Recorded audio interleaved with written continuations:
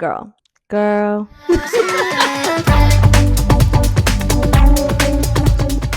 Hello, Colleen. Hi, Kelly. What's up?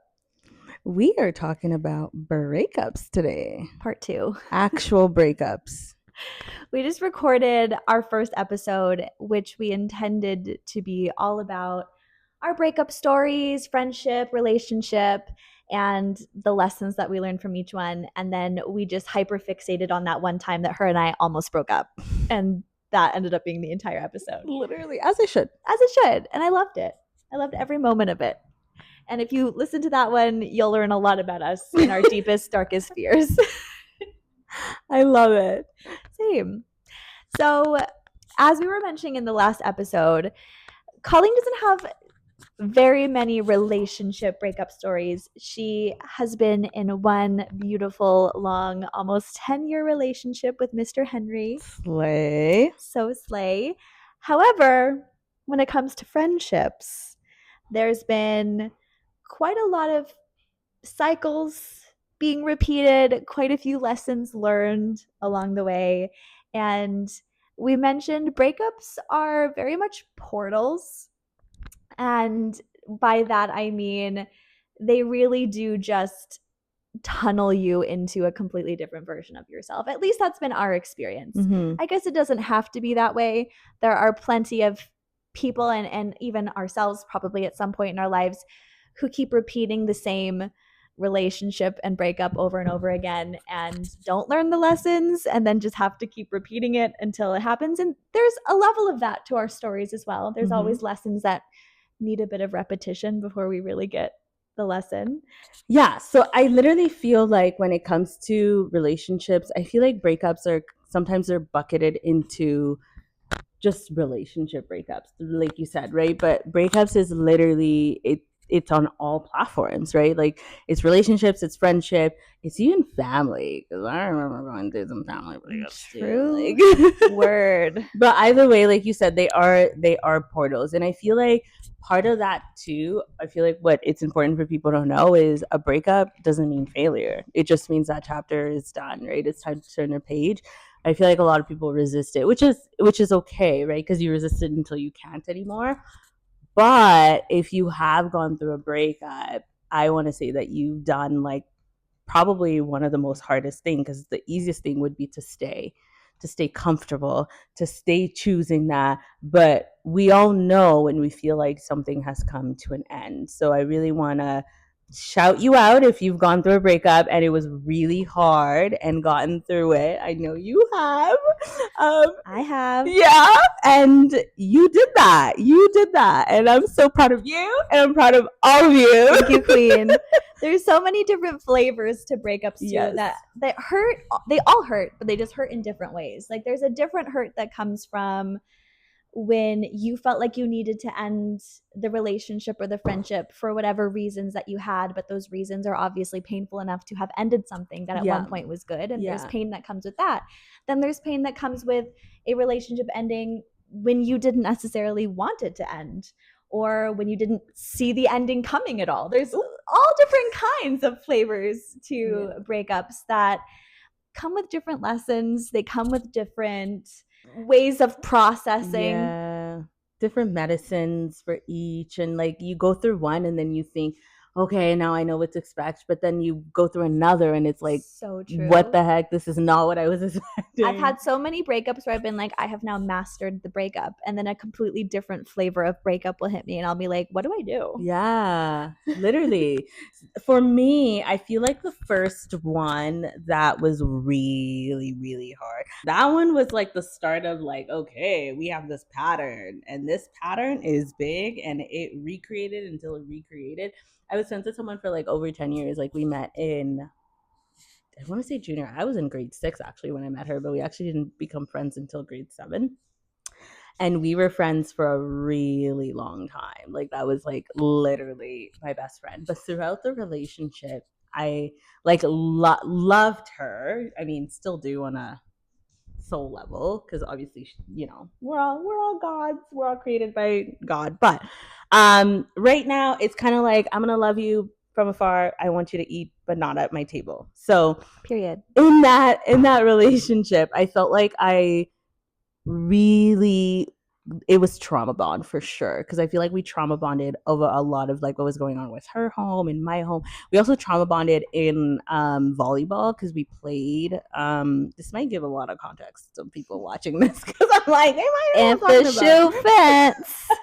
But we played sports together, and I feel like even that in itself was it was a whole experience because like love her coach, but it was very intense. And I feel like as women, it's easy to like bond in those situations to others, especially when you're not just bonding like at home, but you're bonding at school. And then when I first moved here too, I was 11. I didn't speak English. I know you wouldn't be able to tell now, but my first language is actually French. So when I came here grade 6, all I wanted to do was make friends. All I wanted to do was make friends. But I literally was like picked on for like, and I didn't even things that I didn't even think about from like coming back home, because like back home everybody looks the same, everybody has the same hair. But like coming here, all of a sudden I was feeling insecure about my hair, about my freaking skin color, about how I talk, about literally not knowing English. So I bucketed that, and I was like, oh, that's a reason why I don't have friends, right? And then grade 6, when I met her, because we lived closer to each other to like where my parents' house is, um, I was like, oh my God, all I want to do is make one friend. And she felt like she was that one friend for me. And I felt like I held on to that. And that was the beginning of like the story. I was like, well, all I need is one friend, and let me just kind of like give and pour. And if this one fails, I feel like at that time, I felt like nobody else would come in to fit that. And I feel like that's kind of why I allowed myself to like go through the cycles and tumultuousness of the energy and the friendships, and why it took so long to let it go, because that friendship was like 10 plus years. Think about it, from like grade 6 to like I think it was like third year, actually until I met you. Did I finish university? You were just finishing university when we met. Yes. Okay. So like grade 6 up until like 4 years of university. So think about how long that is.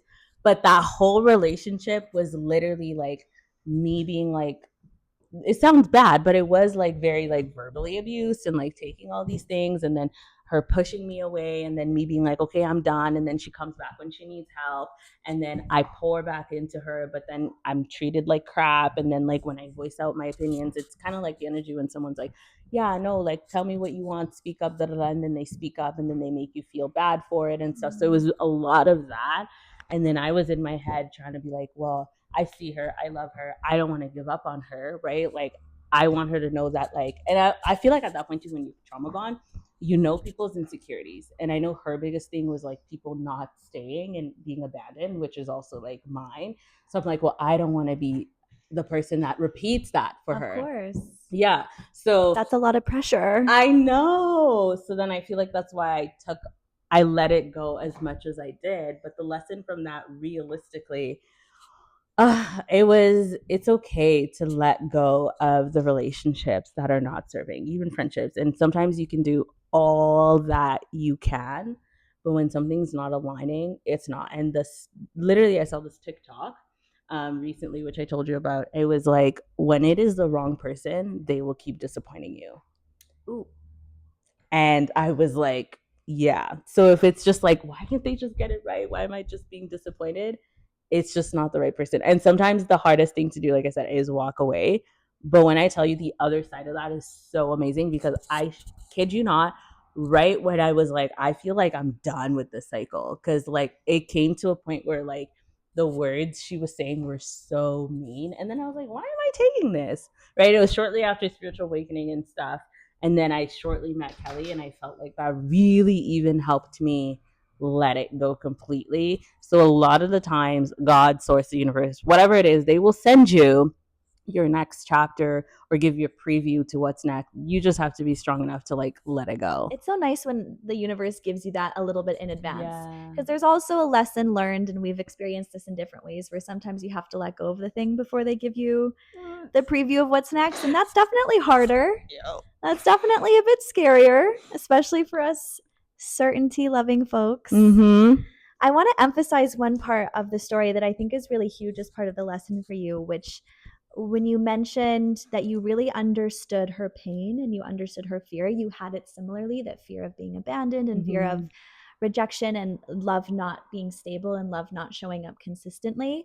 When you are an empathetic person, yes, but also like when you have a similar pain point to someone, you do sort of make it your mission to not be the source of that pain for that person. Yeah. And I think it's also partly because you're trying not to you're trying to restore your faith in the world that your pain won't end up coming back to you. Like it's almost like if I don't hurt this person, or if I don't leave this person, or if I don't abandon this person even though they're making it really hard to stay, then maybe one day if I'm struggling and I make it really hard to stay, I won't be left. Exactly. Exactly. Exactly. And so how did that lesson carry forward into like the rest of your life, like when you actually left someone who was afraid of you leaving but you left Mm-hmm. them anyways? Did you kind of carry forward that fear, or I think the big lesson from that was it's okay to walk away, because I feel like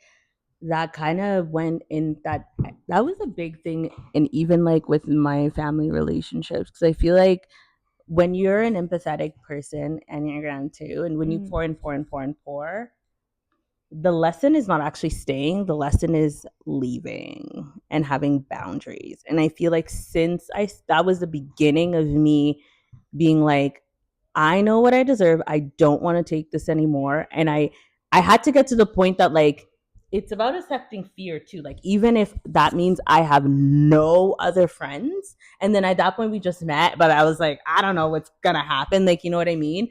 It's like even if that means I have no friends, no best friend, and I'm literally alone, I would rather that than to be treated like how I was in the friendship. And I feel like that really is what gave me the power to be like, I don't want to do this anymore. And I feel like that has allowed me to like kind of move through all the even breakups, which we'll talk to, and being like, I know how I want to be treated and I am actually okay. Cause I think part of my biggest fear was never, it was when I moved here, I was like, I'm never going to have a friend.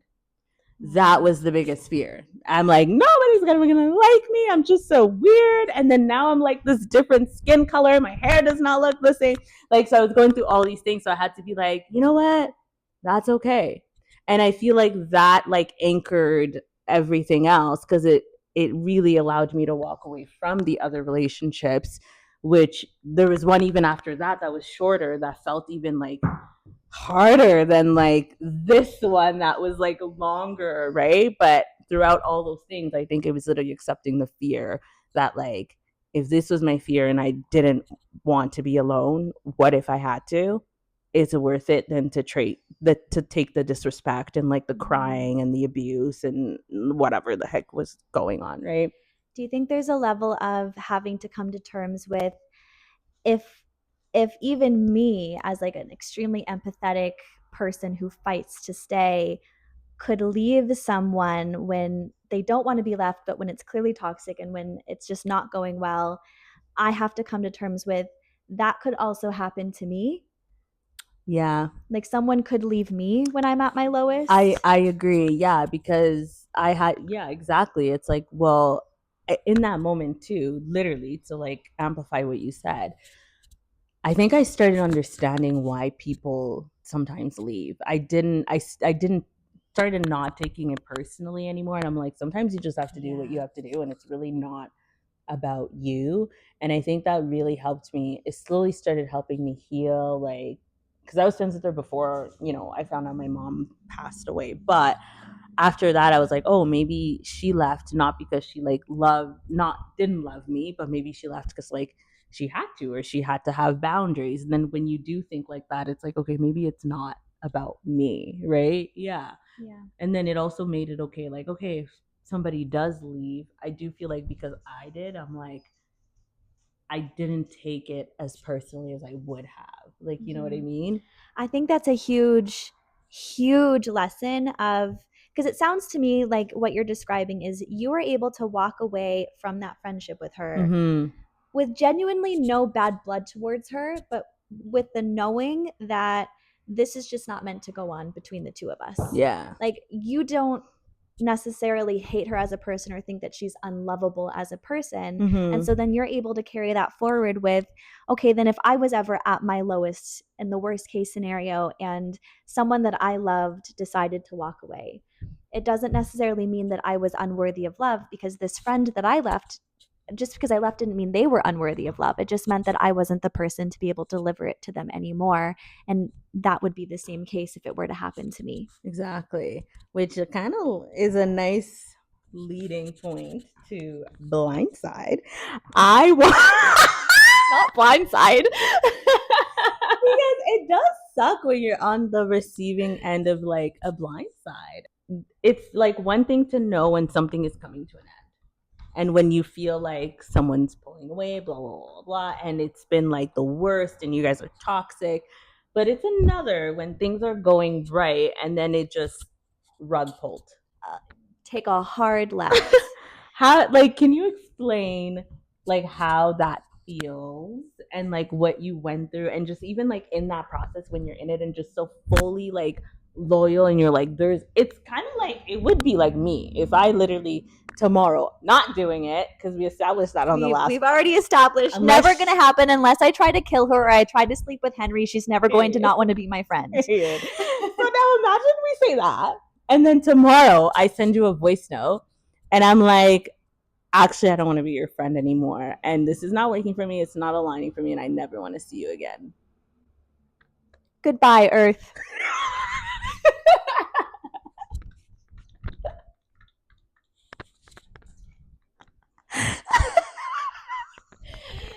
Literally. Yeah. Crazy. Please don't do that to me. I won't. I know. Same, girl.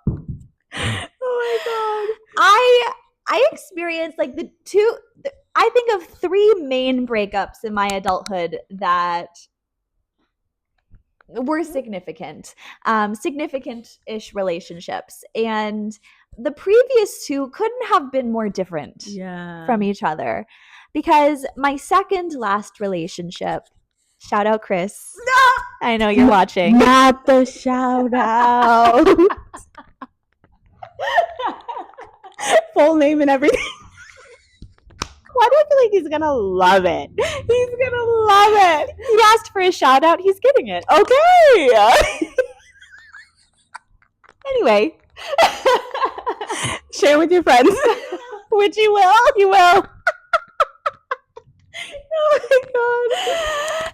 Anyway, that breakup was probably the most dragged on breakup that's ever existed on planet Earth. I mean, without going too much into detail of everything that happened in that relationship, and I think the breakup lasted longer than the relationship. It did. It really did. I feel like I would get a voice note. I feel like at one point it was like clockwork. Yes. A month and a half of like Kelly be like, I'm experiencing of Chris, da, da, da, da. And then she's like, oh, I think me and Chris are gonna try again. We're doing this, da, da, da, da. And I'm like, okay, girl. It was a roller coaster that I took you on, and I loved it. I love that you loved it. Every bit of it. Yeah, it was a ride. But I feel like obviously there's something difficult about a breakup that does drag on, because it feels so messy. It's, there's no boundaries established anymore. Like, we really dragged things on for a very, very, very, very, very long time. And I genuinely do believe it was because there were so many lessons, at least for me. Yeah. I could speak for myself, to have continued to keep learning throughout that relationship. Probably the most transformative relationship I've ever had. Don't let that get to your head, Chris. But we really had a lot of opportunity to hash things out. Like, even months and months after we had officially ended the relationship, we were still occasionally having very deep emotional conversations about what had happened between us and what was still happening between us. And I feel like as someone who really naturally loves depth and intensity and emotion, that was kind of my comfort Yeah. in that relationship. Like, as difficult and as messy as it was, and as much as every woman in my life was like, girl, are we still talking about this man? I understand where every woman in my life was coming from. However, that was exactly where I wanted to be. I wanted to be dragging it on. I wanted to hash it out until it felt 100% complete. And I definitely think there's something to be said about you don't want to let it drag on too long. But from my experience, at least, there was definitely a time where I just felt like, okay, I'm ready to let this go finally. Yeah. I've hashed it out enough. We've talked in circles enough. We've apologized enough. We've dissected and understood the entirety of the relationship and everything that came before and after it enough for me to feel like I have closure. Yeah. And some may have interpreted that breakup as inherently a more difficult one because of just how it looked and how long it took. But like I said, that was more comfortable and natural for me, given who I am as a person. And so to contrast that, here we go, with what couldn't be more opposite of a breakup experience. I'm so sorry. Which was the infamous Blind Side. That's sorry. I'm like, girl, that's a good name for a book. Mrs. Authoress. It's coming. It's giving Blind Side. Continue. Not The Blind Side. That's a movie about a black man. I know. Plays football. Sandra Bullock. I love that movie. This would be nothing like that movie. 100%. There's no happy ending. Well, there is, because she's thriving now. I'm thriving now. I'm absolutely. But I got absolutely nothing of what I got in that previous breakup. I got no hashing it out.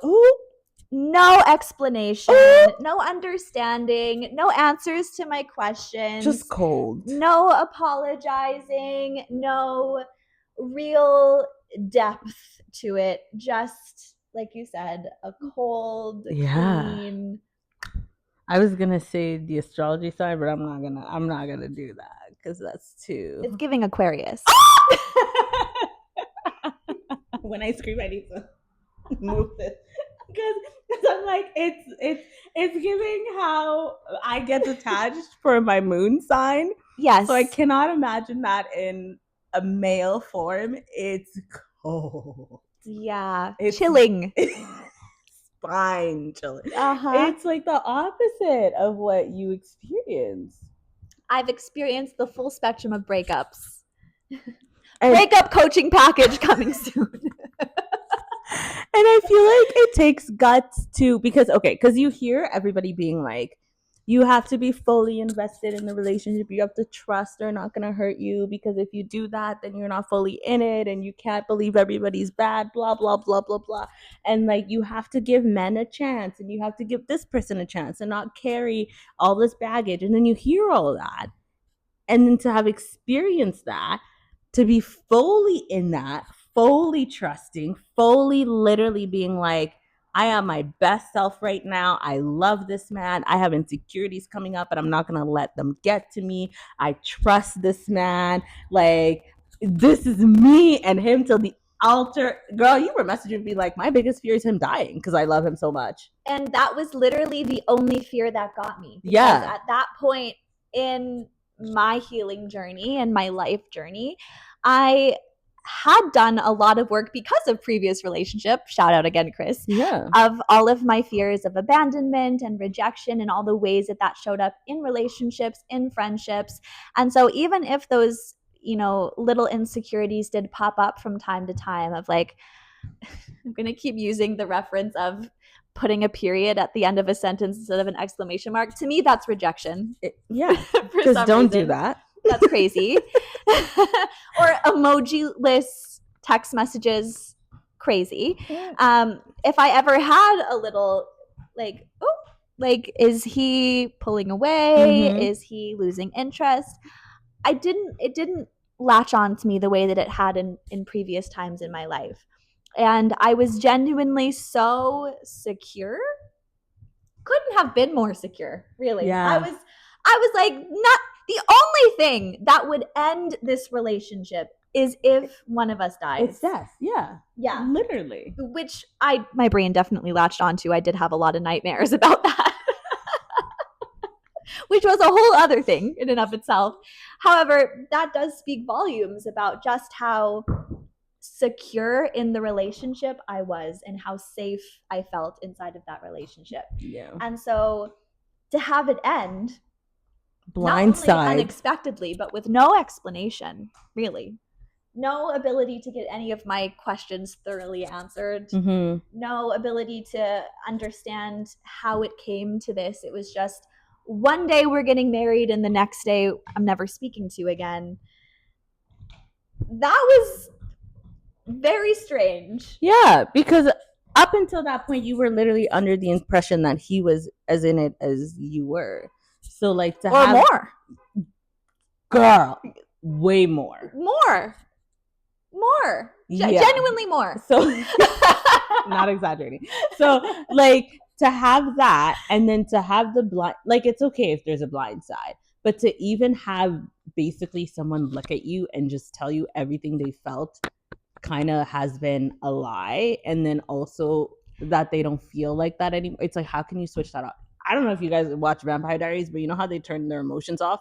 That's giving that. He was giving turning off humanity. Because because it was literally giving that, and then it's shocking. And I feel like one of the things I do want to say too is, like, yes, at the time it was dysregulating, but it can be so easy for that to dysregulate your nervous system and your trust in not just like men, but like humanity in general. Because like those are the kind of experiences that happen that like you build such profound patterns and cycles from, and then you make that your reality. So oh my God, the turmoil it could have sent you on, and the fact that like it nearly did. We were crying, girl, eating brownies in the best way possible on the floor. We shook some ass, twerking. You allowed yourself to move through the roller coaster, and this is literally why you're here now, grounded, regulated, and like you're literally at a point where you're like, I can love again and feel 100% again, and not let that affect me. Yeah. There's so much that goes into why I think that is too, because genuinely, when it happened, not to be dramatic, but I am dramatic, I really thought I was never going to get over it. I really thought that was going to haunt me for the rest of my life. And to my pleasant surprise, I think it might have been 2 or 3 weeks later where I probably said to you, I'm like, I feel like I'm way more over this than I ever expected I was going to be. Yeah. And very soon. And that was shocking. Yeah. Maybe part of it has to do with just the complete inability to control it. Like, I think when there's some thread left of, like, I'm getting a little bit of this from this person, and like there's a little bit of back and forth going, and there's some semblance of maybe I could control this outcome, it does kind of leave you in it a bit longer. From my last relationship, I know that for sure. And so because there was absolutely nothing left, like no even little hanging thread of that relationship was left dangling in my face, I had absolutely no control over where it was going. I think that actually weirdly helped, even though it was more painful in the moment, but I think it led to a quicker turnaround, because it's like, well, if I can't control this, then there's nothing left for me to spiral about or go crazy over or overthink myself to death. I also do think a really big part of why I think I recovered from that, even though I literally never thought I was going to recover from it so quickly, and we've talked about this, is because I genuinely was so proud and happy of how I showed up in that relationship. Literally, I was just thinking, it's giving telepathy. I was just thinking that. Yeah. One brain cell. Literally. Because I was like, in all the other relationships, you're like, I did something, I could have done this. And I feel like we all literally get in our head. But like in that, we literally talked about it. We're like, girl, you could not have showed up more perfectly in every single way, perfectly and perfectly. right? Because you still had moments where like literally you were like, I don't know about this, and you guys talked about it. At least I think you talked about it from your point of From view. my So, point of I view, don't know, it was but great. literally, so the fact that you were able to show up 100%, I think, was so grounding in the fact that like there's absolutely nothing I could have done Differently. because I literally was 100% in Yes. there myself.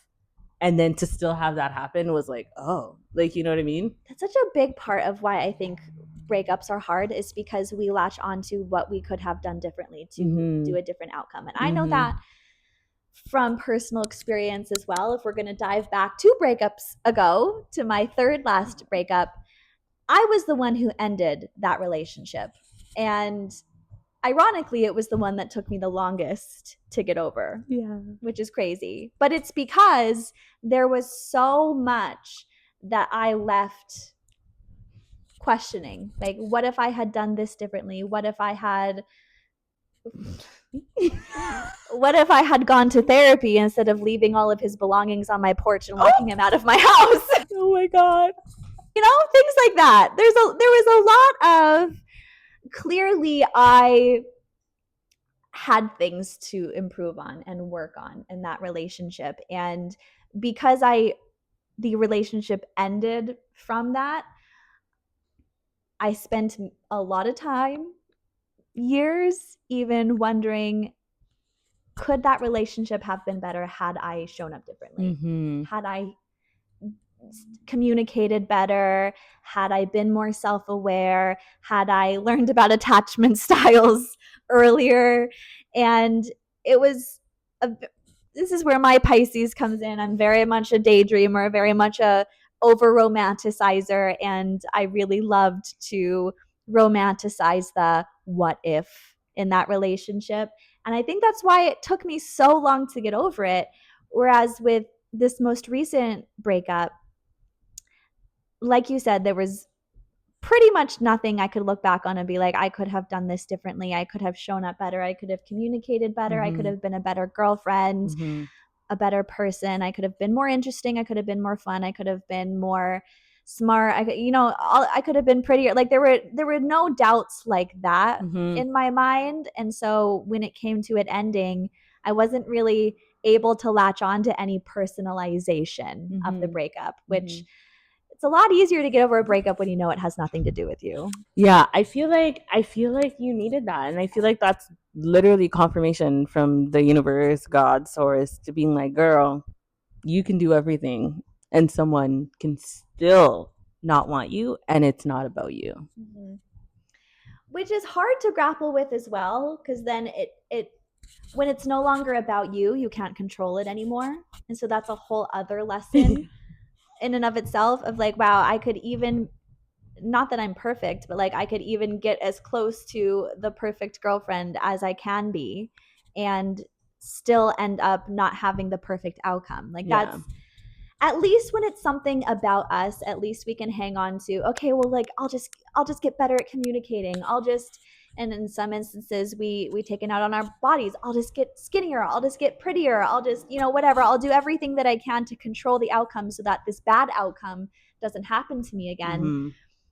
As devastating as it is to know that you can't control the outcome and that bad things can happen to you even if you do pretty much everything right, there's something very freeing about that as well. Because if I can't control it, then I might as well stop trying to. Yeah. And I agree. And I do think you needed to like have that happen because I feel like naturally we all are, but I know you are so hard on yourself with like how you show up in relationships and how you're received. So like your biggest thing was for someone to like love you unconditionally, but then have you show up and like know that like, Kelly, you are literally enough. And even if someone doesn't receive you in that way, it doesn't mean that you're not. And I feel like that was huge, right? It was the biggest thing. Yeah. Yeah.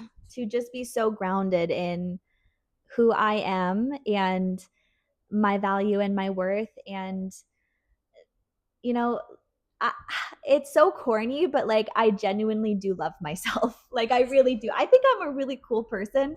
And I've never been able to say that up until quite recently. Like I would try to tell myself that, but like it was not fully real. And maybe there's a level of real that I haven't reached yet that I'm going to look back on 2 years from now and be like, "Oh, I really didn't love myself as much as I do now back then on that couch when we were filming that podcast." Yeah. But it really does feel like I admire who I am, and I think that, you know, if someone can't love me or can't, you know, stay with me, it's not because there was something wrong with me. It's because there was just a mismatch. There was an inability to love me, which has nothing to do with me. Period. Yes. I love that. So now, like, literally thinking about that and then thinking about the first time where you did that, I feel like that kind of made you realize, because you brought that up a lot. You're like, this was me. This is what I did to him. So I can understand, like, now being on the receiving end of that,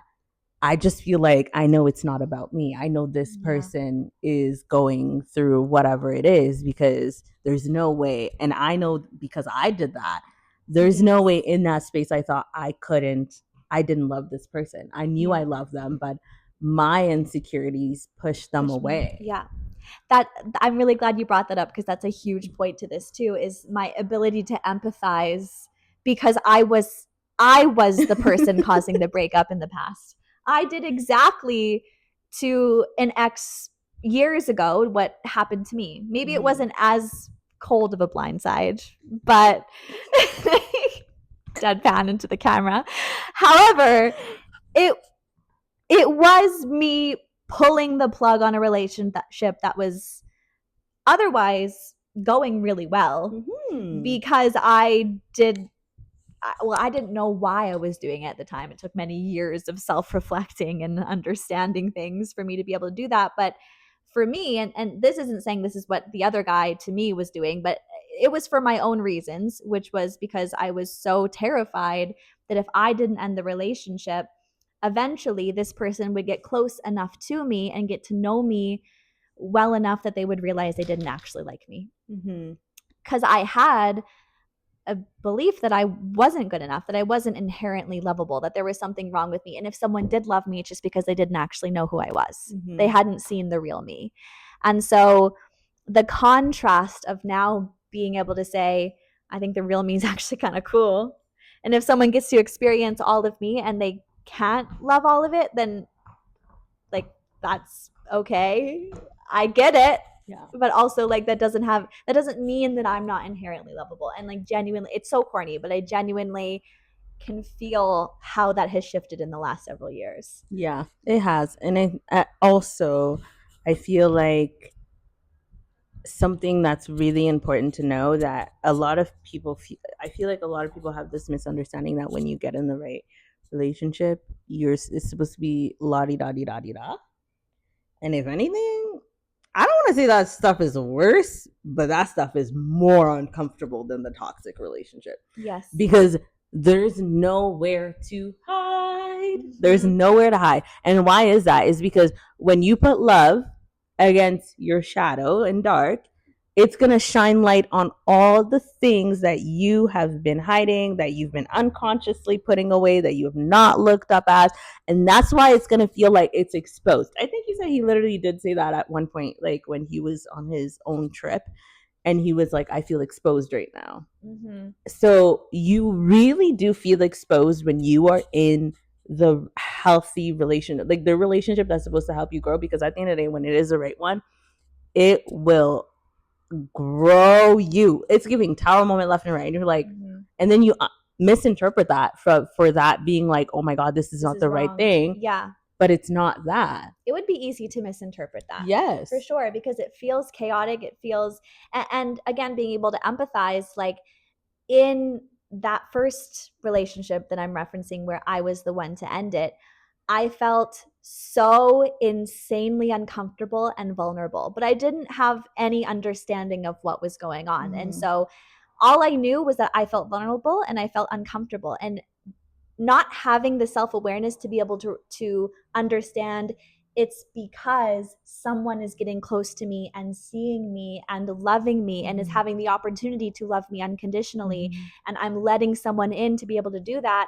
I didn't have the context or the understanding of that, so then I just latched on to, it's because he's falling out of love with me. It's because he put a period at the end of the sentence and he isn't as attracted to me anymore, and he's not showing up in the way he used to, and he is falling out of love with me secretly, but he would never say it. And I was just convincing myself that my discomfort and my feeling of vulnerability was because of something he was doing, which then motivated me to end the breakup, when in reality it wasn't at all anything that he was doing. I was telling myself it was for a long time, but I can actually say now he did nothing wrong, and there was nothing wrong at all with him as a boyfriend or the relationship. It was just my inability to receive that and to feel safe inside of receiving love. Yeah, I agree. And then to bring it back to the Chris thing, I'm shouting you out now. Christopher. She's getting way too many shout outs in this episode. Christopher. I feel like I love what you said about like I needed to be there and as long as it takes, because I agree. Because even with me and like the first friendship breakup that I went through, I always say this, and I say this to my sister. I'm like, no matter how many times you need to go back to a pattern, is as many times as you need to go back to a pattern, because you will not leave until it's time. Because if you leave prematurely, you're going to experience it over and over and over in other people. So I just see it. You might as well experience it with this person, get it done with, and then move on. Like, you know what I mean? So there's literally no shame in being somewhere. I think part of that is like, okay, why am I here? There's still a lesson, so just keep going into that, right? Because I feel like the amount of times I went through the breakup with the first friendship did ground in that last time. When it was done, it was done. And then it actually, I got that relationship was definitely a test. It was definitely giving like initiation to a lot of things, because even well after that, a few years later, I think it was like last year, where I finally was like, no, I'm done. The person came back and was trying to come back into my life, right? But before, my pattern is to let people come back, right? And I feel like that was a huge lesson. But if all those things didn't happen, would I have had the boundaries and the strength to be like, no, no, no, no, as many times? Probably not. Yeah. Yeah. There was no more lessons to be learned with that person. Yeah. I think that was the determinant of that. Like, if you had anything inside of you that said unconsciously, there's still stuff to work out, I still feel unresolved from what she did to me, what she didn't do to me, what I did to her, what I didn't do to her, et cetera, then you might have felt that pull to entertain it again. Yeah. Right.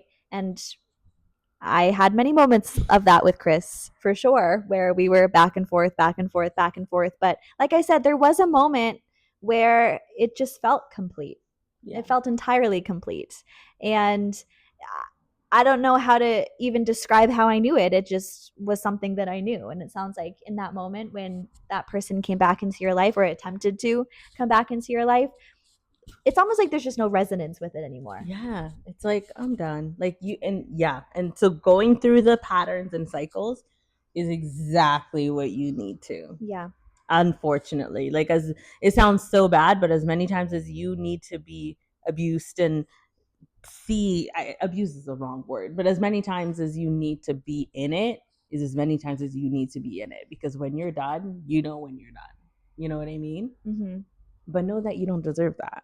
But if you're in there, you think you do. Yeah. Unfortunately. Yeah. But that's a lesson to be learned, and you'll learn it in your own timing. Exactly. Okay, we have. Should we get into questions? We have some listener questions. Yeah. I should say listener, because no one's listened yet. Yeah. What do we call it? The girlies. The girlies sent some questions. The girlies have sent some anonymous questions. At least we assume it's girls.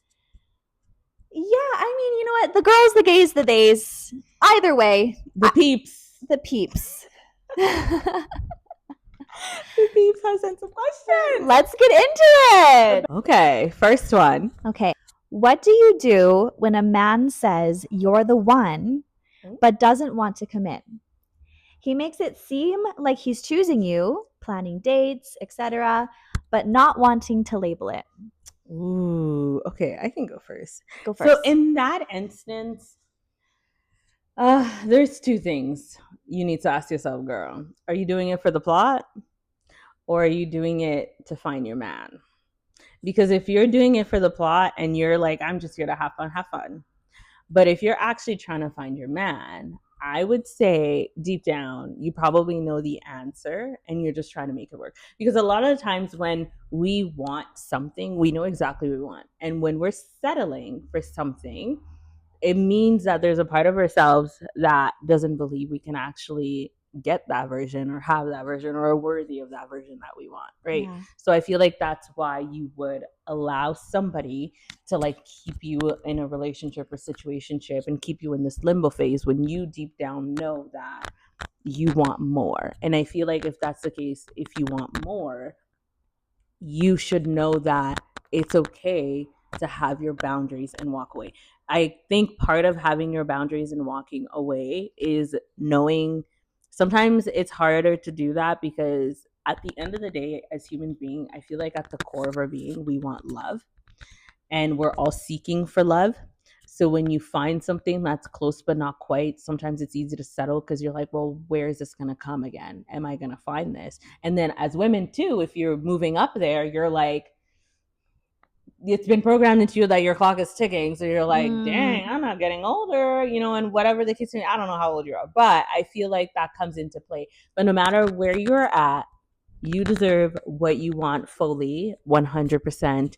And if somebody is not giving you 100% of what you want, they are not the one. If they keep disappointing you, they're not the one. That means they're not the one. So I would say try to talk to them. And if they're still not changing, boundaries, boundaries, boundaries, boundaries.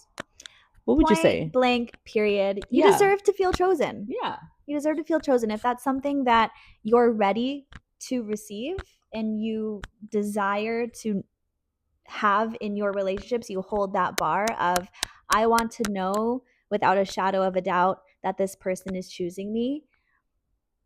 You're allowed to uphold that boundary. And this isn't me saying leave that man, but if you were to leave a relationship where you didn't feel chosen because that's a standard that you hold yourself to, I like to believe that the universe will match that. Reward you.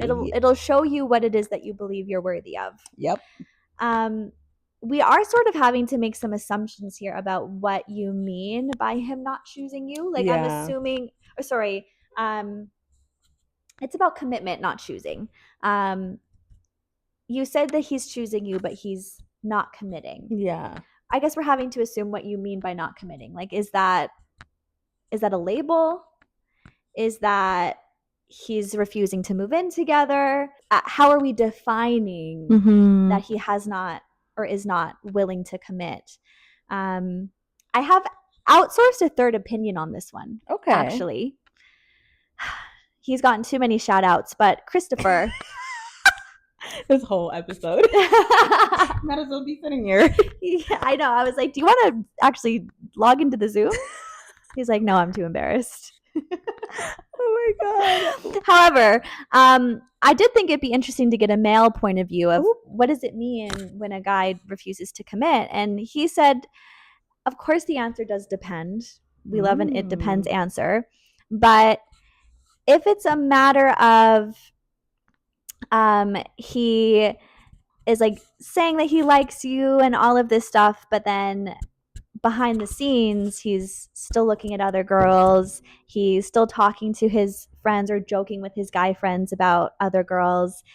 It might just be a matter of, you know, he's just holding down the fort and holding that space in his life until something that he thinks is better or more fitting for him comes along. And I guess with this question that you've submitted, we're really trying to differentiate, is that what's happening? Or is he actually wanting to commit to you, but there are just logistics in the way of him being able to do that at this point? Like maybe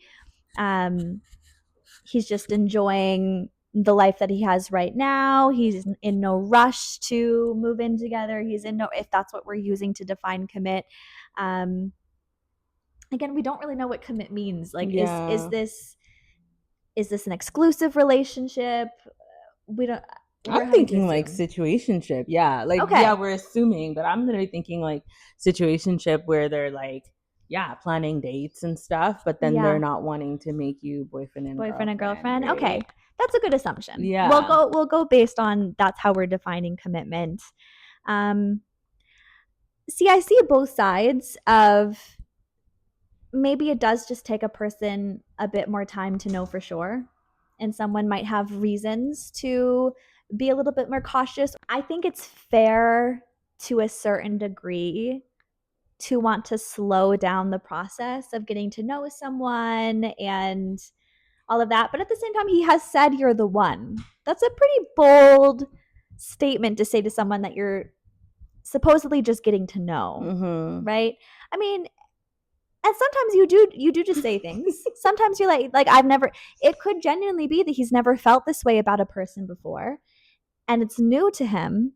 And so he's saying what's on his mind and framing that as you're the one. Like he's never felt this way towards someone before. Therefore, he thinks that this might be what it's supposed to feel like with the person that you're meant to end up with, but he's still taking his time and wanting to be sure before Yeah. committing. I can understand that point of view, and I don't think there's anything inherently wrong with it. What I would say to you, girl, is you need to get clear with yourself of where your boundary is. Like, at what point have you gotten to know each other enough that you think that he should know by now whether he wants to commit to you or not? Ooh. And that's going to be a different answer for everyone. Yeah. You can understand where he's coming from as much and as long as you want, Mm-hmm. but there will probably be a point to you, and that point will be different for every woman, where you do feel like he knows you enough and you've spent enough time together to the point where he should know. And if he doesn't know for sure, if he hasn't committed and shown that you're the one through his actions and through the way that he's showing up and labeling the relationship, then if he hasn't by now, that might just be your boundary of this isn't the kind of relationship I want to entertain. The person that I would want to be with would know by now and would have committed by now. Yeah. Can I say one last thing before we Of move course. on? I'm gonna answer it in the way that like Henry will answer because I know my sister has asked me to ask him some questions because she's in the dating scene too. And Henry's answer every time she asks, "Hey, like this man, I'm doing this, blah blah blah," and he's doing this, but he's not committed. Henry's answer says, "He said men are simple creatures. They know right off the bat whether you are, they say they put you in categories, someone to have fun with, someone that's like potential, someone that's like a wife or whatever. So if you're in the potential phase, that means he's probably trying to figure it out, but it's most likely a no. But he's, like Chris said, he's trying to hold out for something better, which means if he's saying you're the one but he's not, let's say, labeling it or committing to you, then you're actually not the one. And I think that's harder for like us to like interpret as women and also for men to say because they probably don't want to hurt your feelings. But I think on the other end, as a man too, everyone's seeking for love, right? So he's probably not wanting to be alone, so it's probably maybe the case of like, well, maybe I should just tough this out instead of just being like, no girl, like this is not it. Maybe he's trying to work it out, right? So there needs to be boundaries on both ends. Yes, absolutely. I love that. Yeah. To end it, I want to just really clarify for you, girl, that when we say he's waiting for something better to come along, you're perfect. Yes. And we mean better for him. He might be Yes. waiting for something more aligned with who it is that he thinks that he needs or who he thinks that he wants. But that doesn't mean there's anything wrong with you. You're perfect. Yes. Yes. Perfect. Okay, moving on to the second question. This one's fun. I saw my ex on a kink dating site. He was never kinky when we were together. Do I send him a message and ask? Why do I feel like I know who said this? Really? I have no idea. Anyways, my first question is, what do you want to ask him? Ooh. Like, are you asking him, like, Are you into kink now, or have you always been into kink and you just hid it from me? Is that what you're wanting to message him and ask? Yeah. I'm curious. I have so many questions. I think she's on the app and she sees him. Yeah. What do you want to ask? Do you want to ask, are you going to ask him, "Hey, should we be kinky together?" Is that what we're asking? So What do you think that she's wanting to ask him? I think she's probably thinking, this person saw this person on the Kinky app and they're like, well, we didn't do this. Why are you on there? Because I know this is fake. So I think it's more of like you're on this app, but this is not you. Why are you on there? And then I think like they only recommend people who have the same interests as you. It's kind of like, can I say this? Can we talk about your like? Oh Okay, yeah. it's Nothing off limits on this podcast. It's kind of like when you were experimenting on that app, Yes. right? You know how like you can pick like your different kinks and stuff, Yes. and then they recommend you. So I feel like he was recommended to her, but he's his ex. So she's like, "Why are you here?" Because we talked about this. We've been through this, and this is not you. So she's like, "Should I message?" Okay, see, that's not at all how I was interpreting this, but now I'm trying to think, okay, if I broke up with someone, or we broke up because we were not on the same page sexually. Yeah. And then I saw them on an app saying that they have all the interests that they refuse to explore with me. That'd be crazy. If that's the case, I say ask him. Girl, call him out. You know what? Do it for the plot, because I would be curious what the hell he's going to say. And you know what? Maybe he's going to say, "I thought it over, decided maybe I might be interested in this." Or maybe he's just trying to expand what women are interested in him. So he has, a better pick of the litter. And so he's cherry picking things that he knows from experience with you that women like. Yeah. Either way, that's a little strange of him. Yeah. But you know what? He's good for him. Not the good for I love this because you can get two different perspectives. I am yeah. My Taurus in me says I would ignore it, but the Aquarius moon said I would report him. So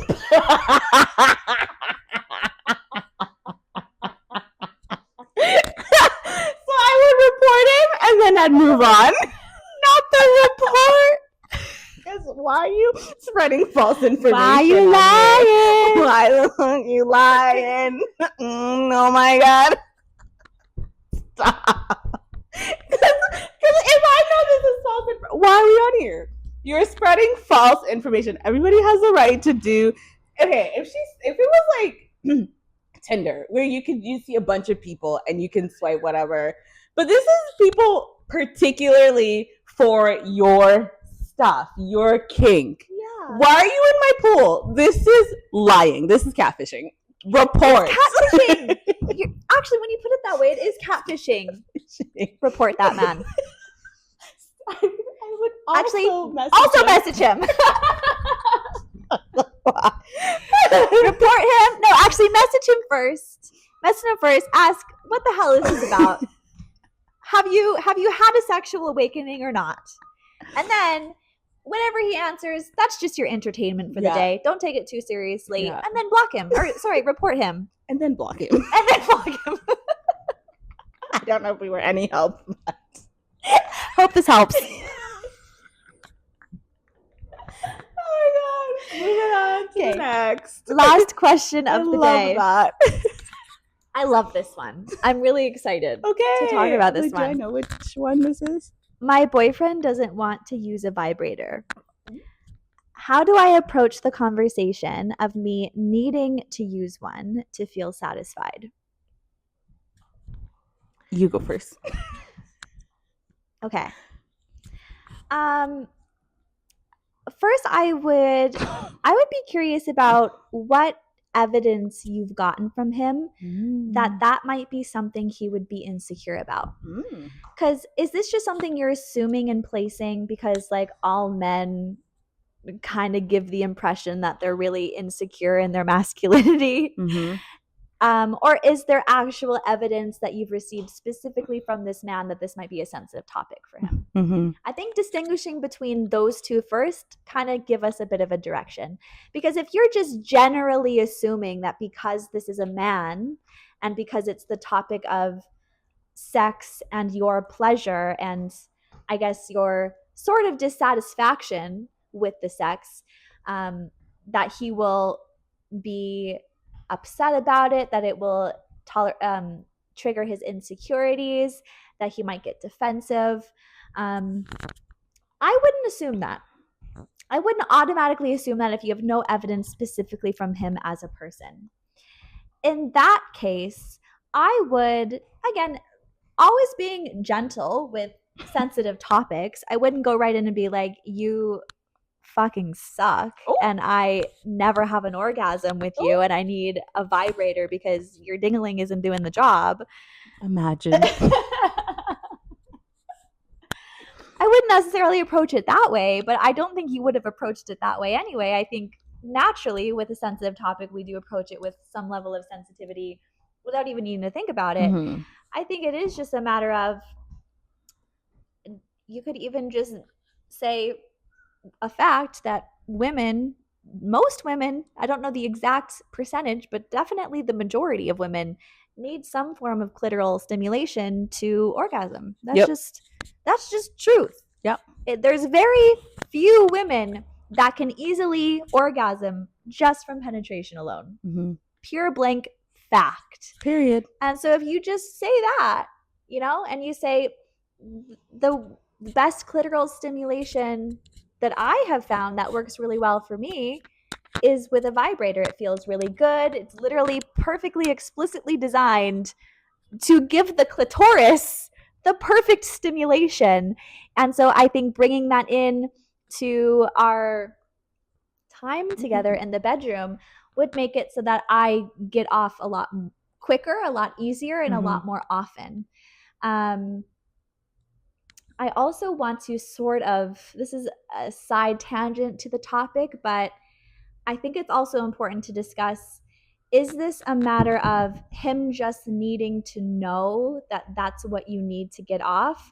Or is this a matter of he doesn't seem to prioritize you getting off in the bedroom? Mm-hmm. Because if this is a matter of he's not even really showing that he cares that you get off as much as you would like, if you want to get off as much as he does, for example, if every time that you have sex you would like to also ideally have an orgasm and he's not prioritizing that, not only because he doesn't know that you need a vibrator in order to be able to do that, but just because he might just have this perception of women don't need to get off every time that I have sex with them. Yeah. Which is what a lot of men, unfortunately, do have that mentality, because I think a lot of media and stuff has shown it is generally harder for a woman to get off. And so maybe that just naturally has led to the idea that men are going to get off more than women do in the bedroom. But if it's important to you that you are also, your pleasure and your orgasm is being prioritized, which I think is so fair, and I'm with you, girl, then I think that might be the actual conversation that needs to be had with him. It's not a matter of needing to teach him how it is that you need to get off. It's a matter of having a conversation about it's important to you that you do every time, or at least most of the time, if that's what it is for you. I feel like, I think if they're like, I feel like she's probably wanting to be more satisfied in the bedroom. And I agree with literally everything you say, because I feel like a lot of men are not taught how to pleasure women in the bedroom, because they're taught they should know what to do to me, but I shouldn't care about what I do to them. Like, I was going to say screw it, but no. Literally. Well, it is kind of this mentality. I think it's because there's so much shame also that men carry. Like, there's obviously a lot of pressure of men's performance in the bedroom. Exactly. And so acknowledging that they're just not, like, their ding-a-ling-a-ling isn't just like giving orgasms left, right, and center is probably a bit intimidating to even have to entertain that concept for them. And so that Exactly. conversation in and of itself is uncomfortable, and they might just kind of repress that. And unfortunately, that means that you don't get off as much because he's too uncomfortable to even admit that his ding-a-ling is not getting you off automatically. Yeah, literally. So I literally think the best way to approach this, and I feel like, which we're gonna do another episode about, but I think it would be to it's so uncomfortable, but I feel like opening a conversation would be great.